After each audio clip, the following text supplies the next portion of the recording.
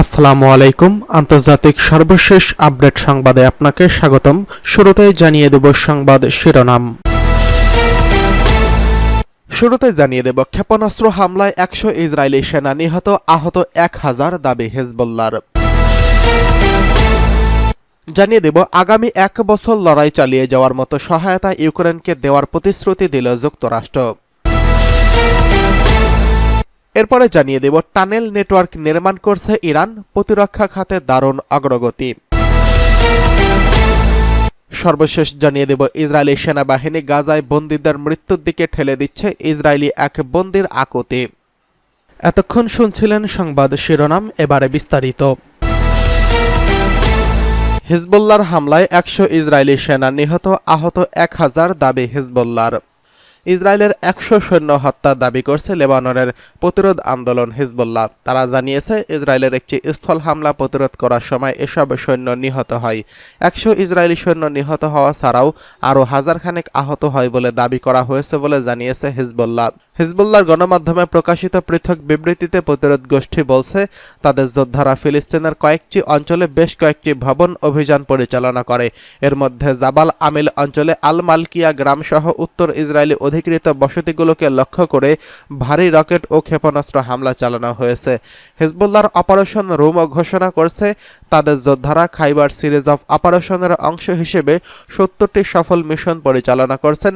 তদুপরি প্রতিরোধ গোষ্ঠীটি বলছে তাদের ড্রোন টাইবেরিয়াস সাব ডিস্ট্রিক্টের গ্রামের একটি ইসরায়েলি সামরিক ঘাঁটিতে আঘাত করছে। এর ফলে সরকারের সামরিক বাহিনী উল্লেখযোগ্য ক্ষয়ক্ষতি হয়েছে। লেবানিজ গোষ্ঠীটি রকেট ও ক্ষেপণাস্ত্র হামলার মাধ্যমে যথাক্রমে মালত, তারশিহা এবং দক্ষিণ ও উত্তর অধিকৃত ফিলিস্তিনের সাফেদ ও হাইফা শহরগুলোকে লক্ষ্যবস্তু করে। এদিকে আগামী বছর লড়াই চালিয়ে যাওয়ার মতো সহায়তা ইউক্রেনকে দিচ্ছে যুক্তরাষ্ট্র। মার্কিন প্রেসিডেন্ট জো বাইডেনের প্রশাসন তাদের কয়েক মাসে নিশ্চিত করতে চাইছে ইউক্রেন যেন আগামী বছরও রাশিয়ার সর্বাত্মক আগ্রাসন প্রতিহত করতে পারে। এই লক্ষ্যে যত বেশি সম্ভব সহায়তা পাঠানো হচ্ছে যাতে ইউক্রেনীয় বাহিনী রুশ সেনাদের প্রতিরোধ সক্ষম থাকে এবং সম্ভাব্য শান্তি আলোচনায় শক্ত অবস্থানে থাকতে পারে। এসব কথা জানিয়েছেন যুক্তরাষ্ট্রের পররাষ্ট্রমন্ত্রী অ্যান্টনি ব্লিংকেন বলেছেন প্রেসিডেন্ট বাইডেন প্রতিশ্রুতি দিয়েছেন যে আগামী ২০ জানুয়ারি নবনির্বাচিত প্রেসিডেন্ট ডোনাল্ড ট্রাম্প শপথ নেবেন। তার আগ পর্যন্ত আমাদের হাতে থাকা প্রতিটি ডলার ইউক্রেনের জন্য ব্যয় করা হবে। ব্রাসেলস সফরের সময় ন্যাটো সদস্য দেশগুলোর প্রতি আহ্বান জানিয়ে ব্লিংকেন বলেন ইউক্রেন যাতে ২০২৫ সাল পর্যন্ত কার্যকরভাবে লড়াই চালিয়ে যেতে পারেন বা শক্তিশালী অবস্থান থেকে শান্তি আলোচনায় অংশ নিতে পারেন সেজন্য তাদের অর্থ, গোলাবারুদ এবং প্রস্তুত সেনাদের যোগান নিশ্চিত করা জরুরি। ইউক্রেনের সর্বশেষ প্রযুক্তি সরঞ্জাম পাঠিয়ে মার্কিন প্রশাসন তাদের কৌশলে পরিবর্তন ও সামঞ্জস্য আনছে বলে জানিয়েছেন অ্যান্টনি ব্লিংকেন। তবে এই বিষয়ে বিস্তারিত তথ্য দেননি তিনি। ৩ বছর ধরে চলমান যুদ্ধ শেষ হওয়ার পরও কোনো লক্ষণই দেখা যাচ্ছে না। বুধবার রাশিয়া প্রায় ৭৩ দিনের প্রথমবারের মতো কিয়েভের অত্যাধুনিক ক্ষেপণাস্ত্র ও ড্রোন হামলা চালিয়েছে। এই হামলায় একদিন আগে পেন্টাগন জানিয়েছে মস্কোকে সহায়তা করতে পাঠানো উত্তর কোরিয়ার অধিকাংশ সেনা ইউক্রেনীয় বাহিনীকে রাশিয়ার ভূখণ্ড থেকে সরিয়ে দেওয়ার লড়াইয়ে নিয়োজিত। দোনেস্ক অঞ্চলে ইউক্রেনের বিরুদ্ধে মাসব্যাপী চালানো রুশ আক্রমণ প্রতিহত করতে চাপের মধ্যে রয়েছে কিয়েভ। বাইডেনের বিদায়ের পর ট্রাম্প প্রশাসনের যুদ্ধনীতি নিয়ে অনিশ্চয়তা কিয়েভের নতুন উদ্বেগ সৃষ্টি করছে। ইউক্রেনের জন্য মার্কিন সামরিক সহায়তা অত্যন্ত গুরুত্বপূর্ণ হলেও ট্রাম্প লক্ষাধিক ডলারের সহায়তা অব্যাহত রাখার ব্যাপারে ইচ্ছুক নন বলে ইঙ্গিত দিয়েছেন। বুধবার রাশিয়া ইউক্রেনের ৮টি অঞ্চলে ৬টি ব্যালিস্টিক এবং ক্রুজ ক্ষেপণাস্ত্র এবং ৯০টি ড্রোন দিয়ে আক্রমণ চালায়। ইউক্রেনীয় বিমান বাহিনী জানিয়েছে ৪টি ক্ষেপণাস্ত্রের ৩৭টি ড্রোন ভূপাতিত করা হয়েছে এবং ৪৭টি ড্রোন বৈদ্যুতিক জ্যামিংয়ের মাধ্যমে থামানো হয়েছে। ক্ষয়ক্ষতি এখনও পর্যালোচনা করা হচ্ছে। এই বিমান হামলার সময় উত্তর কোরিয়ার পাঠানো ১০,০০০-এরও বেশি সেনা রাশিয়ার কুরস্ক সীমান্তে যুদ্ধরত ছিল বলে জানিয়েছে পেন্টাগন। ৩ মাস আগে ইউক্রেনীয় বাহিনীর কুরস্কে আক্রমণ উল্লেখযোগ্য এলাকা দখলে সফল হয়েছে এবং এতে ক্রেমলিনকে বিব্রতকর অবস্থায় ফেলেছে। এদিকে টানেল নেটওয়ার্ক করতে যাচ্ছে ইরান, প্রতিরক্ষা খাতে দারুণ অগ্রগতি। প্রতিরক্ষামূলক টানেল নেটওয়ার্ক নির্মাণ করতে যাচ্ছে ইরান।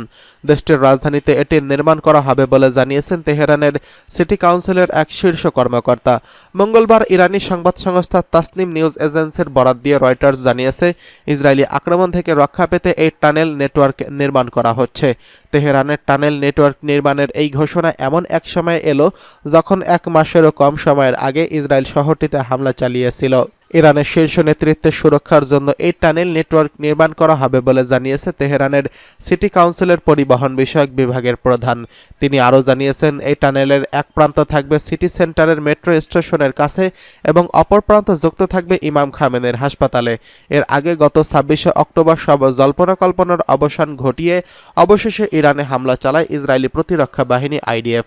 সামাজিক যোগাযোগ মাধ্যমে প্রকাশিত এক বিবৃতিতে আইডিএফ বলছে, ইসরায়েলে ইরানের কয়েক মাসের ক্রমাগত হামলার প্রতিক্রিয়া হিসেবে এই হামলা চালানো হয়েছে। চলতি বছরের এপ্রিলে সিরিয়ায় ইরানের দূতাবাসে ইসরায়েলি হামলায় দেশটির বেশ কয়েকজন শীর্ষস্থানীয় কমান্ডার নিহত হয়েছেন। জবাবে তেহরান ইসরায়েলের 3 শতাধিক ক্ষেপণাস্ত্র ও ড্রোন দিয়ে হামলা চালিয়েছে। এরপর ইসরায়েলও আবারও হামলা চালায় ইরানে। এদিকে ইরান পারমাণবিক অস্ত্র তৈরি করছে এমন কোনো প্রমাণ নেই আন্তর্জাতিক আণবিক শক্তি সংস্থা IAEA এর কাছে। সংস্থার মহাপরিচালক রাফায়েল গ্রোসি মঙ্গলবার আজারবাইজানের রাজধানী বাকুতে চলমান জলবায়ু সম্মেলন নিয়ে কথা জানিয়েছেন।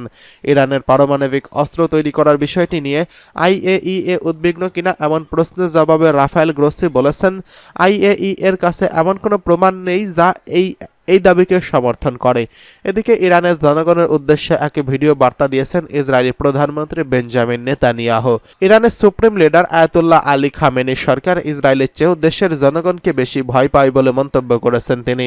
ইরানিদের কাছে সরাসরি বার্তায় মন্তব্য করেন নেতানিয়াহু।